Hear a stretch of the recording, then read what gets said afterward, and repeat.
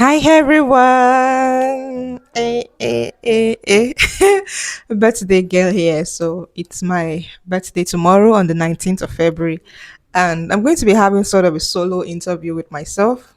This is something I would do in my journal. I do this with my school journal every birthday most of the time. So I just sit down to reflect. So I thought, why not do a video entry that I can share with my people this time around? And I hope you this is bringing you into my space a little bit, and I hope you enjoy watching as much as I would enjoy recording this session. So I have some questions from ChatGPT that I wrote, and I'll just be going through them one after the other. The first question is, who were you last year and who are you right now? I think last year, that was February of 2025. I was in Lagos. I was with a family friend leading up to my birthday. And, I tried out some experiences that I really want to do. And coming into 2025, I really wanted to just be myself. I wanted to stretch myself, to do the things to build my capacity in the way that I know that it is possible and not just be timid about stuff. So I just wanted to feel free, freedom to try, freedom to learn, freedom to express my leadership capacity in the ways that add value to the places that I find myself. So last year I was working through how can I really do this, and I've had a lot of coaching, career sort of coaching prior that year, and I was like, this is the year to put everything. If high and Ife is the name of my coach.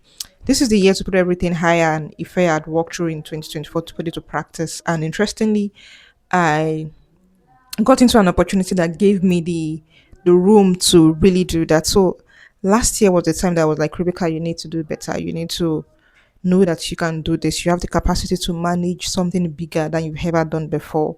So that was where I was last year. I just wanted to take a bet on myself. I used to suffer from overthinking.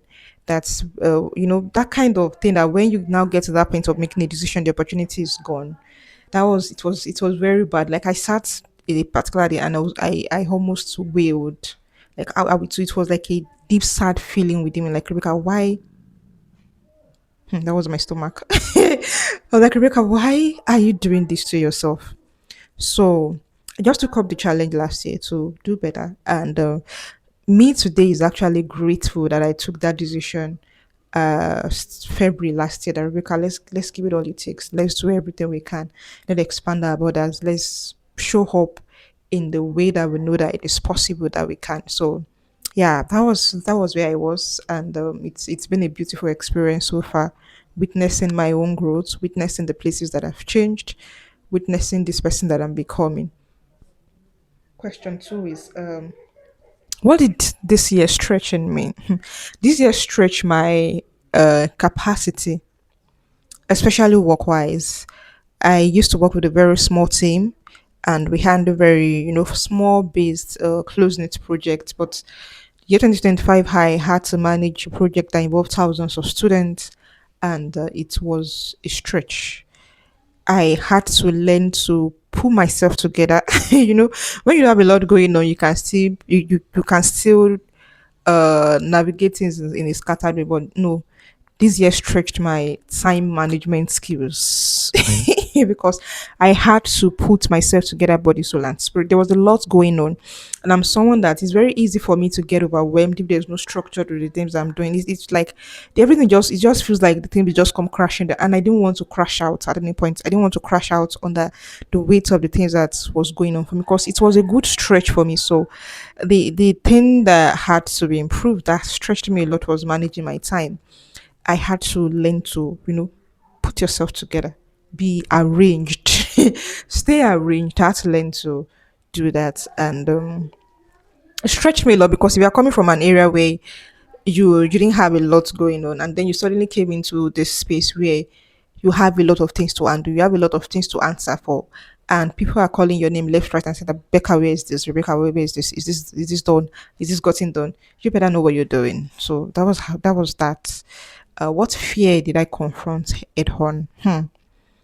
What fear did I confront head on last year? What fear? What fear? What fear? I think the fear of putting myself out there, and as someone, I I've written a lot of things over the years, so I'm very comfortable with writing. But putting myself on camera like this and having to speak to people, actually that one is courtesy of work, having to speak to people across different countries and the likes, managing things that not managed before.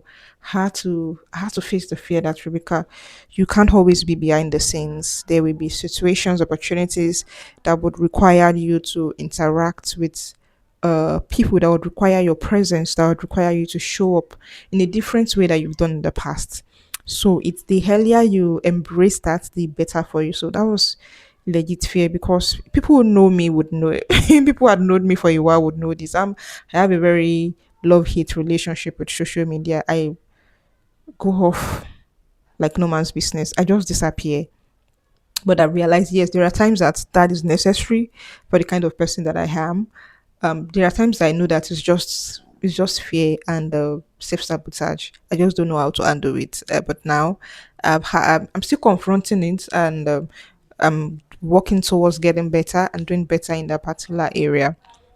I think another fear I confronted was how I exist in my relationships, because over the last 2 years or so, a lot have changed in the dynamics of my friendships and my relationships, even family wise. I've had my siblings, we are now all grown, people are in different locations, so people are moving cities, moving countries.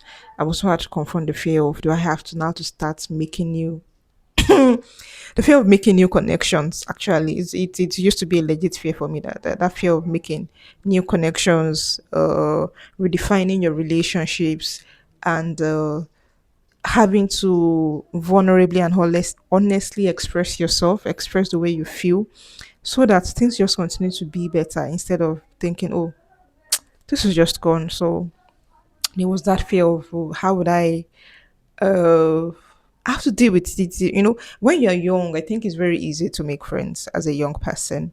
You meet someone in church, you meet someone in school, there are people to meet everywhere. But as an adult, especially with different intricacies, there are a lot of things to think about before you decide to bring someone into your space. At least for me, so that was a kind of challenge. But yeah, it's. I think it's going on pretty well. The next question is, okay, what did God teach me about myself last year?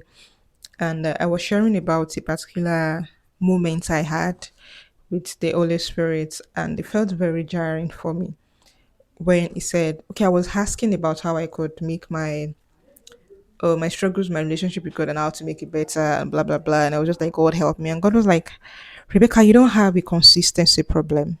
You have a priority problem. And it started to remind me of other things that I do without fail every other week.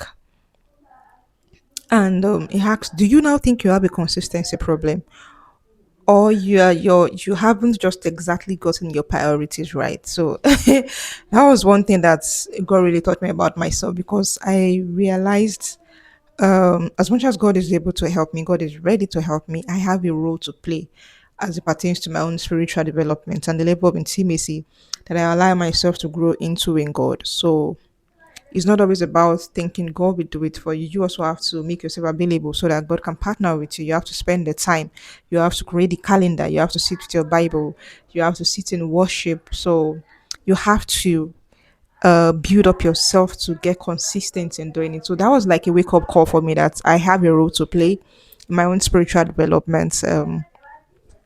The next question is, what is the biggest mindset shift in my work? I think it's taking ownership of my task, taking ownership of my role. Before, I used to be somehow, but I realized, if I do this thing well, it's both for the company and also for myself. So, when people complain that, and I know that they are very toxic environments and all of that, but if you learn to do your job well and you deliver it well, it is first. I think most of the time it is, yes, the company gets the benefit, but the lasting benefit is for you as the person delivering on the job. So taking ownership has been my biggest mindset shift in the past year when it's in regarding to work. What does loving myself look like? That's a very thoughtful question. What does loving myself look like? I think loving myself for now, for me, look like taking care of my body. What I eat, exercising it. I'm learning to exercise, to move, just to engage in everyday movements. I'm learning to sleep better. I can be a very like night crawler, not sleeping till 3, and all of those things. That something I'm actively trying to unlearn. So I feel like loving myself is taking care of my health. Loving myself is taking care of the body, the temple that God has given unto me. Another aspect of loving myself in this season is fulfilling the commitment that I've made to myself. Yes, I'm someone that at the moment I belong to an accountability community, but I also know that the best person to be accountable to is my own self. It is left to me to stay committed to the things that I say I would do, and if I'm able to crack that, that is also a form of loving myself. So those are the ways that is what loving myself look like to me at this point in time. The next question: if I could sit across my 19-year-old self, what would I say to them? To her, I think at 19 I was already in the university. Oh my god, I was a very naive. I wouldn't say naive, innocent. 19-year-old, I was still a teenager. I was in university, and I was suffering from a lot of people pleasing. I wanted people to like me. I wanted people to love me. I was seeking validation a lot.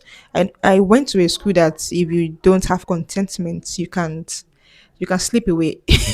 You can just be drawn into a lot of peer pressure activities, but thanks be to God. But I got into some things that I wished down the line that I didn't actively get myself into. So I would say to her that you just didn't know better. You didn't know what to do. You were very clear. You were clueless about a number of things. But we are here today. I just want to tell you that we are here today, wiser, stronger, softer, better, with more boundaries, with more articulation. I hope you don't beat yourself up for the things that you experienced at that point in time in life, because most of those experiences has become springboard for the growth you are experiencing today as a 20-plus-year-old woman. So I hope you give yourself grace and embrace the woman that you're becoming. I hope you're proud of how far we've taken what we were at that time, and um how much we've collaborated with God, how much we've allowed God to work with that raw material that we can become what we are today. Yeah, so that's it. What am I no longer chasing? What am I no longer chasing? There was a particular point that I was chasing. I don't even know how I got into that space. I was actively chasing having some sort of oversight. And I think it's also stemmed from some childhood trauma and stuff. I just wanted to have someone, and it's not even a romantic sense at this. It's not even in a romantic sense at this point. I was looking for some sort of oversight, and people say, "Oh, you have to have a mentor," and it's great to have a mentor. You have to have a coach. I have a coach at the moment, but in a very different context. But there was I think 3 to 5 years, 3 4 years ago of my life, I if someone didn't approve something I wanted to do, it used to bother me a lot. Like I used to feel like, oh, it's not great enough. But I've come to realize, yes, it's good to have mentors. It's good to have coaches. It's good to have people that you respect, people you can ask for counsel. But you have to be content.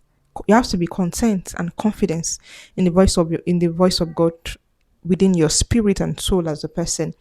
And you have to also take responsibilities for your own actions. You have to take responsibility for your own decisions. You seek, ask for guidance and all of that, but don't don't delegate the decision making aspect of your life to someone else. So I'm no longer chasing validation. I'm no longer chasing this space of where you approval. Yes, I think that's the two words. I'm no longer chasing validation, and I'm no longer chasing approval. I'm just content existing in the way that God would want me to exist at this point in time. What else What kind of woman am I becoming? I think that would be the last question. Let me see if there's any question. What has brought me unexpected joy? Family, friends, um, the ability to do the things, some of the things that I couldn't afford to in the past, the ability to do them. My relationship with God. My relationship with the Holy Spirit is still in a very interesting phase. But every time we have this friendship kind of conversation or something, it always warms my heart. It gives me so much joy. It gives me so much joy that I speak and he listens, and he speaks and I can hear him. And my friends gives me so much joy. My friend gave me so much joy. Something happened a couple of days ago, and I was so I was so glad that I think it's a beautiful thing when people give you an opportunity to be a part of their life with no holds back. It's one beauty. It's one aspect of friendship that I've come to cherish a lot when friends share their milestones with me, when I'm privileged to know of things before the rest of the world knows, when I'm sent a message and so Becca, this is going on. I know it's just very beautiful.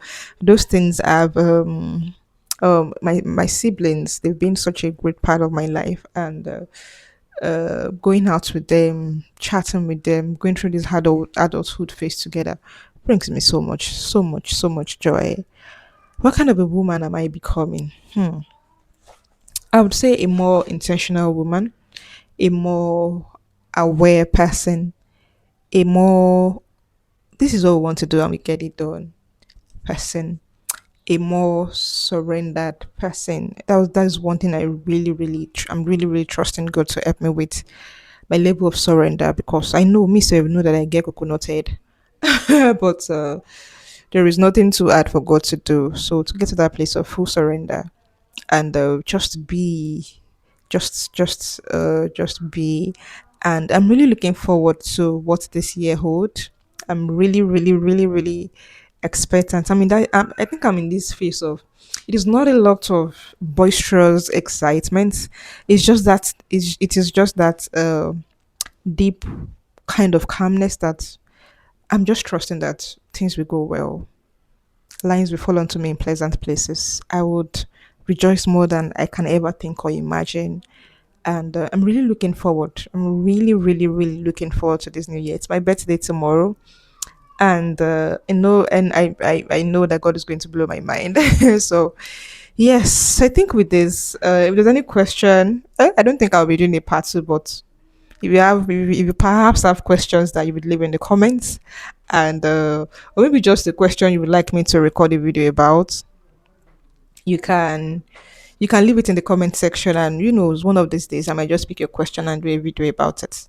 Thank you so much for watching, for sharing, for subscribing, and for celebrating my birthday with me. This is me bringing you into my private journaling session. And I hope you really enjoyed listening. Thank you very much. See you on my next video. Bye for now.